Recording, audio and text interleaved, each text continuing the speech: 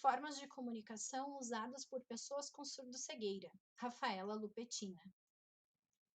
Pós-doutoranda no programa de pós-graduação em Educação, Contextos Contemporâneos e Demandas Populares da Universidade Federal do Rio de Janeiro. Doutora em Educação pela Universidade do Estado do Rio de Janeiro. Mestre em Educação pela Universidade Federal do Estado do Rio de Janeiro. Guia intérprete para atuar com surdos-cegos, certificada pelo Grupo Brasil de Apoio ao Surdo-Cego e ao Múltiplo Deficiente Sensorial. Licenciada em Pedagogia pela Universidade Federal do Rio de Janeiro. Oi, meu nome é Rafaela Lupicina. Eu queria agradecer ao canal Desvendando o Universo da Surdo-Cegueira pelo convite para falar sobre algum conhecimento ou alguma experiência vivida no universo da surdo-cegueira. Aqui nessa tela ao lado vão aparecer 3 slides. O primeiro com a minha formação acadêmica e os outros 2 com tópicos sobre o conteúdo desse vídeo. Em relação à minha formação acadêmica, sobre a surdo-cegueira, é relevante salientar que a minha pesquisa de doutorado foi sobre a história de vida de surdos-cegos adquiridos, onde eu viajei para alguns estados do Brasil e pude estar com surdos-cegos, dialogar com eles, respeitando as formas de comunicação deles. E foi uma experiência muito enriquecedora. E durante os 4 anos do doutorado, eu pude cada vez mais aprender sobre o universo da surdo-cegueira, perceber que nós estamos em constante aprendizado. Cada vez mais é importante que a gente divulgue e fale sobre a surdo-cegueira para que mais pessoas conheçam e saibam da importância do surdo-cego.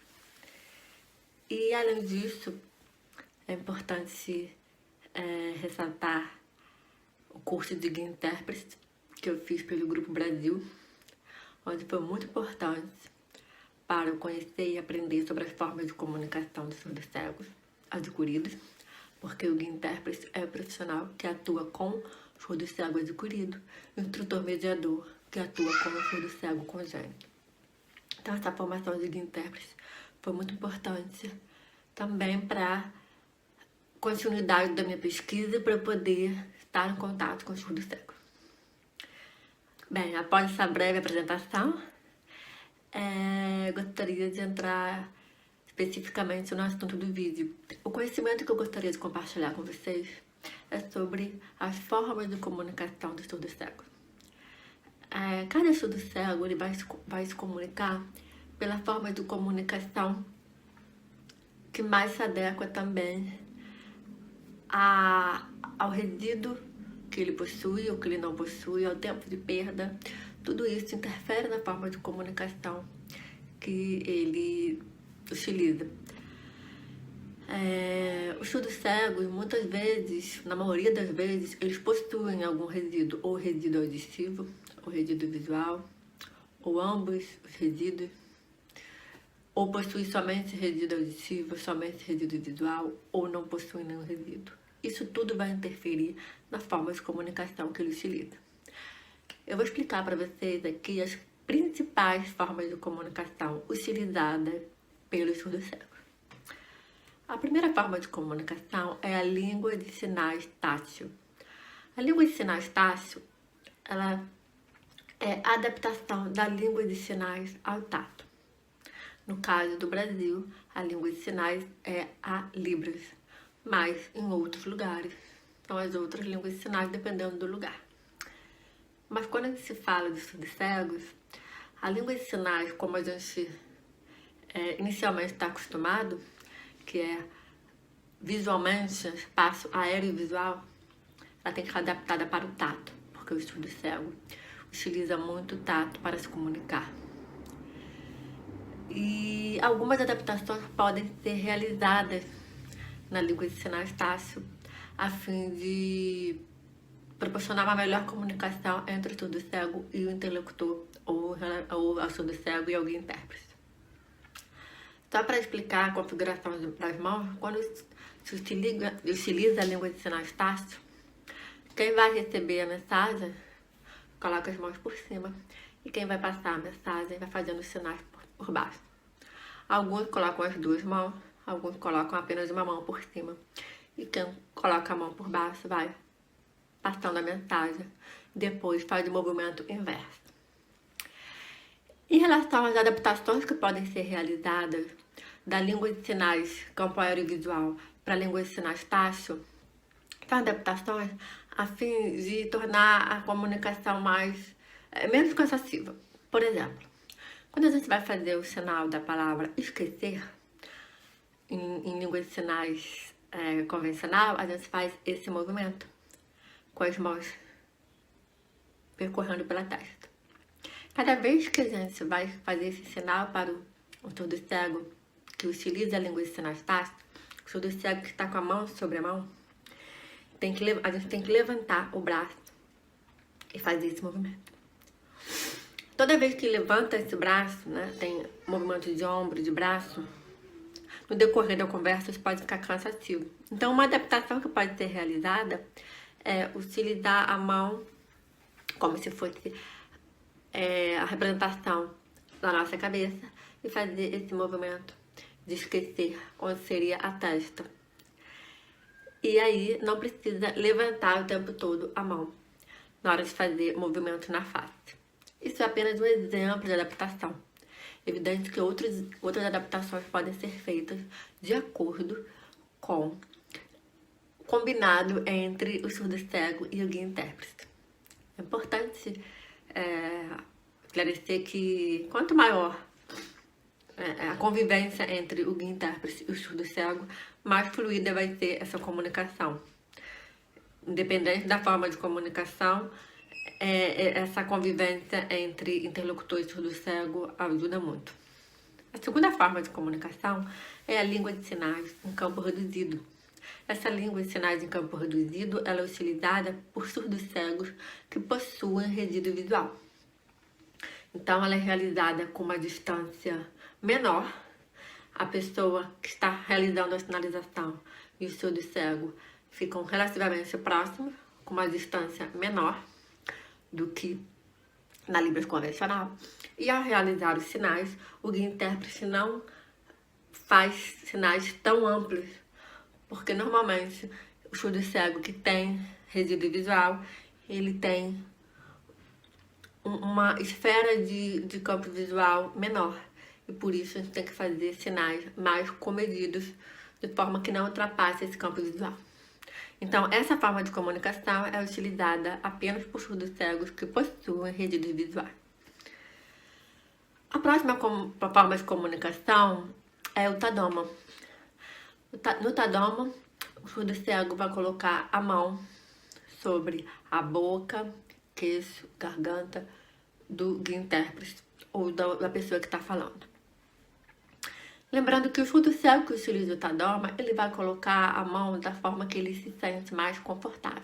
Normalmente é um formato de L, como se fosse um L aqui, pegando boca, queixo e um pouco de vibração de garganta.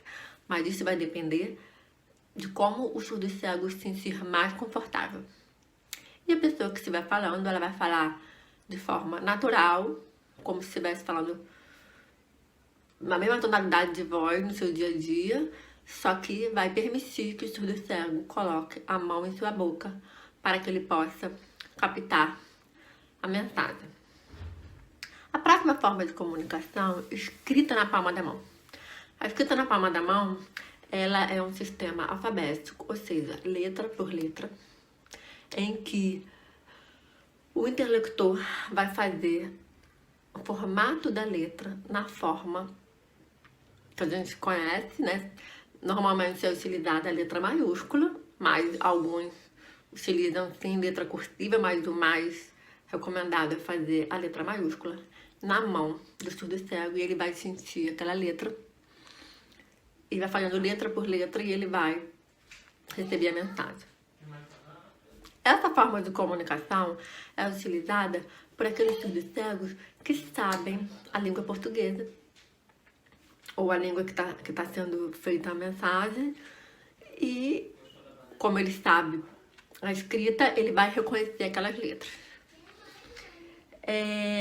Alguns surdos cegos que não têm muita sensibilidade na mão escolhem outras partes do corpo para receber essa escrita. Tem alguns que escolhem a lateral do braço, alguns escolhem a coxa, alguns escolhem as costas.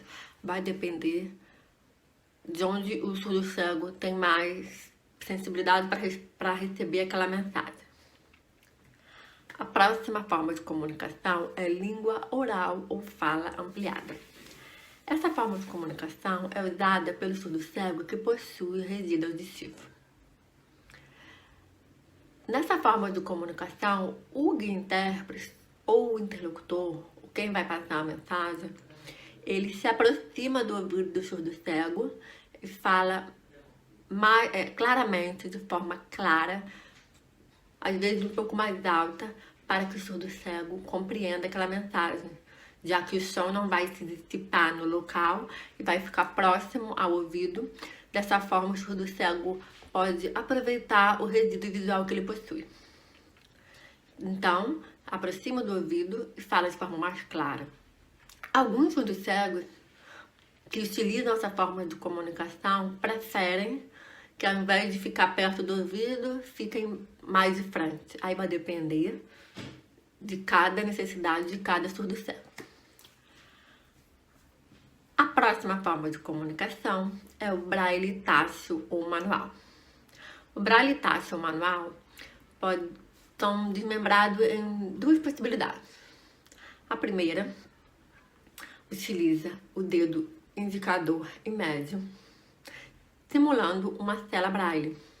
Dessa forma, como os nossos dedos têm algumas linhas, essas linhas, né, simulam a divisão da cela braille, né? Como a cela braille são 2 colunas e 3 linhas, né, totalizando 6 pontos, o dedo indicador e médio juntos com essas divisões vão simular a cela braille.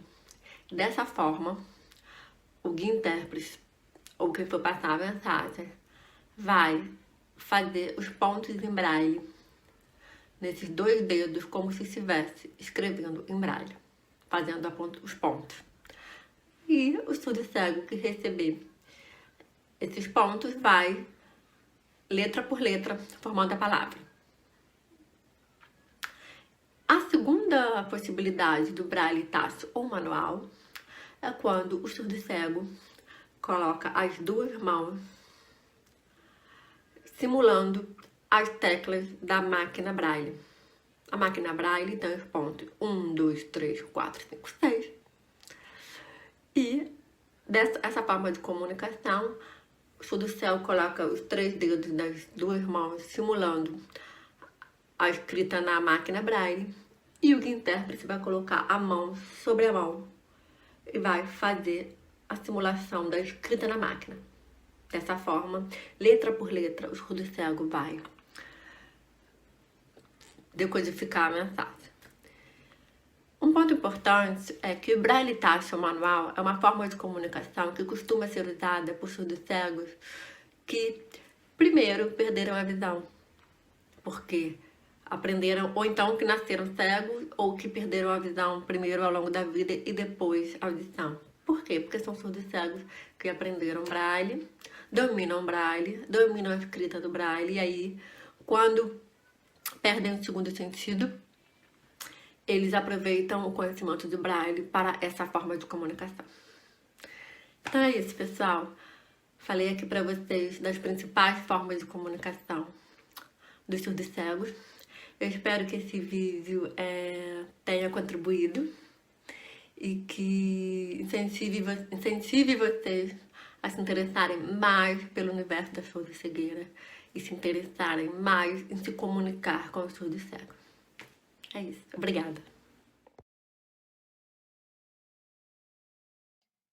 Créditos. Tradução em Libras por Renan Antonello. Legenda em português por Franciele Freitas. Legenda em inglês por Ana Carolina Toledo. Revisão da legenda por Paulo Mota. Dublagem por Ana Carolina Toledo. Edição por Fernanda Falkowski e Renan Antonello.